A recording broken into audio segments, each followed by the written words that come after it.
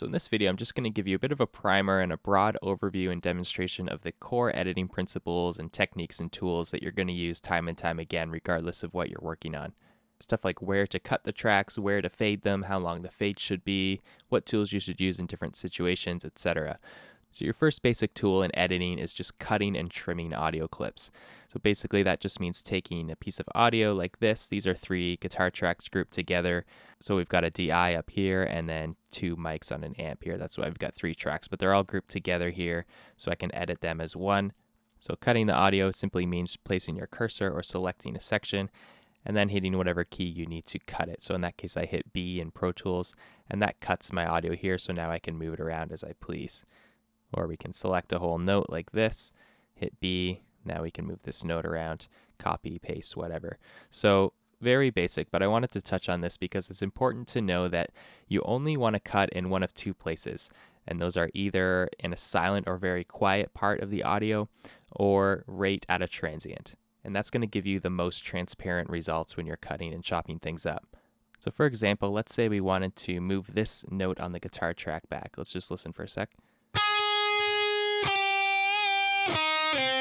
So let's say we wanted to move this back. If we cut it in the middle of this sustained note here and moved it back a little bit, let's hear that. So now we've got a little click, a little pop sound on that edit point, and even if we crossfade this, it's still going to sound a little weird. You can hear that little hiccup there.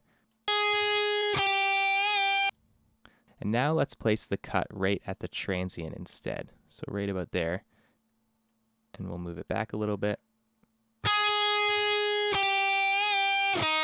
So way more transparent. You don't really hear any click or pop there. And we haven't even crossfaded it yet, which will smooth it even more, but I'll touch on that in a few minutes. So that's the first thing. And this translates to pretty much any instrument. You always want to cut on a transient if possible, not in the middle of a sound. The other option is to simply cut in silent parts. So for example, on these guitar tracks, we have this silent gap here. If we wanted to move some of this stuff around, obviously it makes sense to cut in the silence there because you're not going to hear anything right there. So that can apply to any instrument as well. You know, definitely like vocals, if you're comping takes and putting them together, you want to look for the silent sections and, you know, the little pieces like this and start moving words around right there and kind of in between words here, as opposed to trying to get away with doing anything in these more tricky sections like that, you know. So that's the first very basic lesson I wanted to teach you, is to cut on transients. Make your edits on transients or in silent sections. Pretty basic, right? Next thing I want to talk about is fading. So I mean fading in, fading out, and using crossfades. And that basically just makes your edit smooth and it gets rid of the clicks and pops that you get in between cuts. And when I talk about fades here and in the rest of the course, I'm not talking about fades in the sense of, you know, a long fade in swell or a fade out of a part. I'm talking about really short micro fades like this that you don't hear as a fade in or a fade out, but they smooth the edit and they eliminate the click or pop, or they eliminate the sound of the edit. And again, I'll show you what I mean with this guitar track. So let's delete this fade. Let's hear what this sounds like coming in. Hear how it's harsh? It has another pop, a kind of click at the start of the audio here. So fades are used to eliminate that artifact. So let's just put a tiny little fade there and see how it sounds now. The pop is gone. It just sounds smooth like a guitar player coming in. So you use that on fading in and fading out. So for example, let's say we needed to cut this note right here. Hear how it's harsh, abrupt. You kind of have a little bit of a click at the end there. Again, let's just do a really short fade. We still hear it as a tight cut, but we don't hear that click and pop, and we can even make this a little tighter. All right, so really short micro fades are how you're going to smooth all of your edit points and eliminate any artifacts and clicks and pops in your audio as you're editing. And the same goes for crossfades as well. So if you're combining different takes and putting different audio right together, you want to make sure that you crossfade those points to avoid any clicks and pops. So let's listen to this with no fades.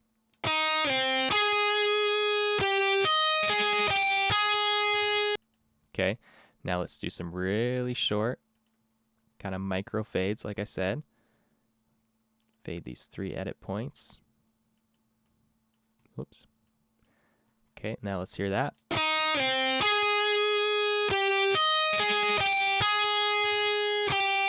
No more clicks and pops. It's smooth, it's clean. And again, very short crossfades. We're not talking about big things like this, because you can kind of hear this note fade out before the other one comes in, and we don't want that. We want it to sound like there was no edit at all and no crossfade at all. So we use very short fades like this. I don't have an exact time in milliseconds for you. It's pretty easy to do just visually, but usually my fades are about that long, just very quick, very transparent. So if you're relatively new to editing, that stuff is very important to know. And I wanted to cover it just before you get into the more advanced videos in this course, because you'll see me just automatically fading things and cutting things at certain sections of the audio and automatically putting in crossfades without really explaining it in detail, because it's just such a fundamental given in audio editing that you need to do your fades in and your fades out and your really small crossfades to clean up the pops and the clicks and the edit points. So now you're primed on that, so the moves that I'm making in future videos in this course are going to make sense. Now there are two different ways you can edit something. You can cut the audio and move it like that, or you can use time stretching, which in most DAWs will consist of grabbing a point in the audio and then just pulling it or pushing it in like that to lengthen or shorten a note. And the question is, when do you use one over the other? And I'd say that most often the best option is going to be manually cutting or using tools like Beat Detective, etc. But basically they all work on the same principle of cutting the audio and moving it around and then using crossfades to smooth the edits. This is going to be the most transparent on transient heavy sources, and it also doesn't degrade your audio at all like the way stretching does. You're actually processing and applying an algorithm to stretch or condense an audio file, whereas cutting and just moving things and then filling the gap and crossfading is not going to give you any actual artifacts on the source itself. So in most cases, that's the best option. But time stretching is useful in some cases when the source is less transient heavy and it's more solid notes. Things like vocals, like here's a line.